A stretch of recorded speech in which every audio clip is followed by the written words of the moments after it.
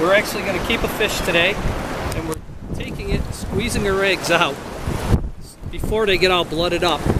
One of the important parts of curing eggs is to make sure that you have the least amount of blood that you can. So I'm going to squeeze her eggs first, squeeze her tail out, get out as many eggs as I can. See that there's no blood, which is a big important part. And then we will take and cut her and bleed her so the rest of the eggs stay good too. Frank, one thing I would tell people, and we see this a lot, guys will catch loose hens and they want to keep the eggs. They'll strip them like this, they'll leg them out, and then they'll put the fish back. You don't want to do that. Not going to live. You're doing an awful lot of damage to this fish right there. It's too much stress. You've taken too much out of them. You're better off keeping a fish, curing the eggs, and not killing a bunch of fish. Yep. I mean, you know, let's keep one. It's not a big issue. It's a put and take fishery. Of course, we want to take care of it, but if you keep, if you're going to take the eggs, keep the eggs. You got to keep the fish. That's the bottom line. Yep. It's a hatchery fish too. Yep.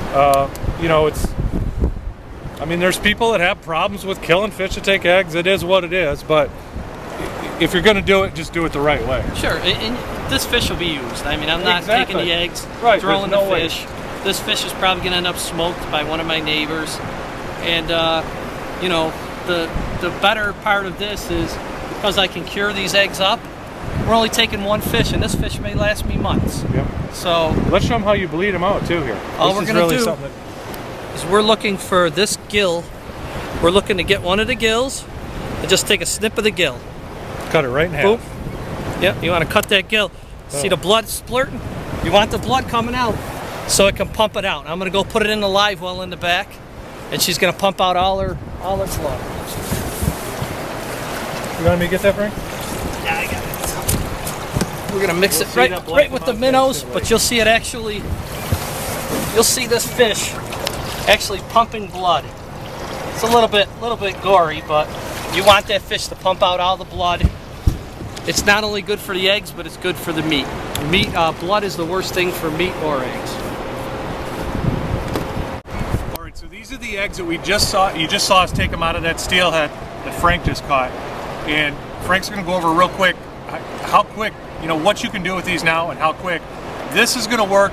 Brown trout eggs, salmon eggs, steelhead eggs, whatever kind of eggs you've got that you're going to fish with.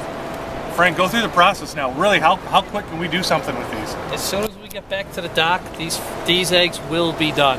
You can see they're beautiful, no blood in them. What we're going to do is we're going to get back, we're going to pour our fire brine into another bag and probably split these 50-50 to brine some up and to have some natural or fresh. They're beautiful, mature eggs, and that's one of the keys. The bigger the eggs, you know, sometimes the less eggs you're going to have in each bag. So these eggs are looking probably about 4 or 5, 6 eggs would be what we want in per bag. But the nice thing is, if I get back and I brine these quick enough, I can have these tomorrow ready to go. And that's like boom, boom. We showed you the method yesterday, pretty idiot proof. But this is the important part, is egg care prior to brining. And we did everything right. We took it out of the fresh fish, we kept the fish, and we kept the blood out of them. Might be the most important part. Yeah. I mean, if you've got bad eggs, it doesn't matter what you do to them after that. They're going to stay bad eggs. Exactly. They're actually going to turn color on you and everything if you have blood there. Blood is the enemy. Blood is the enemy. That's right. Nice. All right, folks. Next time you've got some fresh eggs, take care of them. As soon as you get that fish in, we showed you what to do, and then get after them. When you get to the dock, when you get back home that day, use the process that Frank's going to show you with the fire brine. It couldn't be any easier. Exactly. You're going to see a difference in your catch rate. I say we go back and get some more fish on our old cured eggs. There you go. That we cured yesterday. That's right. Okay. As we showed you out in the boat, we have some eggs that we kept out of this fish. I'm going to clean the fish, but first I'm going to make sure that I get the eggs out. And we went over the importance of bleeding the fish. And this is why we bleed the fish, because when we get the eggs out, man, no blood in them. And that is the key to successful curing. Or even if you're just going to tie them up fresh.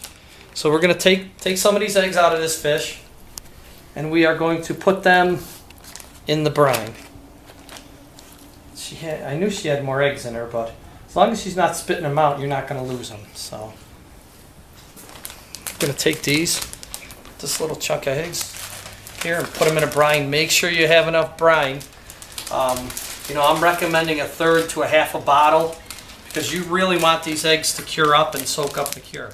If you don't put enough cure in there, they will not soak up enough and they will go bad on you. And as we said in the past, all we're doing, taking those eggs fresh out of the fish, putting them in a bag, putting them in the brine, shaking them up a little bit. 24 hours from now, they're ready to rock and roll. You can tie them up. So what I'll do is I'll tie up some of these tonight, tie up some of these tomorrow morning or tomorrow afternoon, and we have a little variety to offer them.